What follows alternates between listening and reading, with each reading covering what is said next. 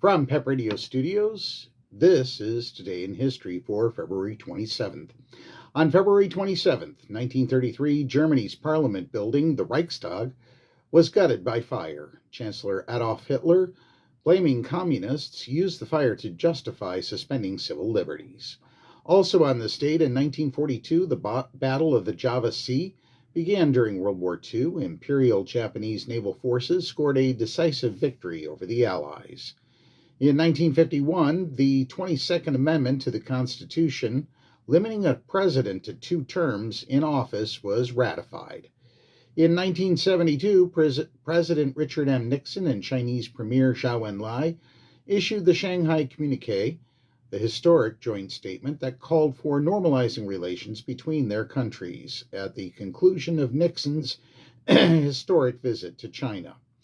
In 1973, members of the American Indian movement occupied the hamlet of Wounded Knee in South Dakota, the site of the 1890 massacre of Sioux men, women, and children. The occupation would last for over 2 months.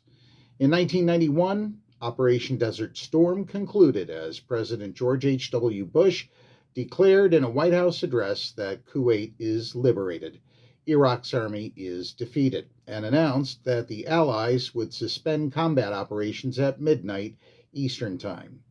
In 1997, Ireland became one of the last countries in the world to legalize divorce.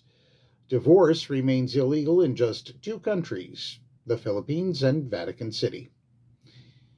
In 2010, in Chile, an 8.8 magnitude earthquake and subsequent tsunami killed 525 people and caused up to $30 billion in damage and a major power blackout.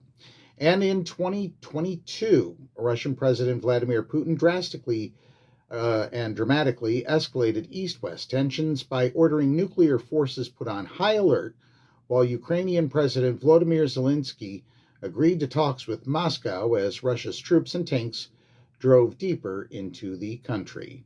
And that's Today in History for February 27th, 2026. Now back to more music on Pep Radio.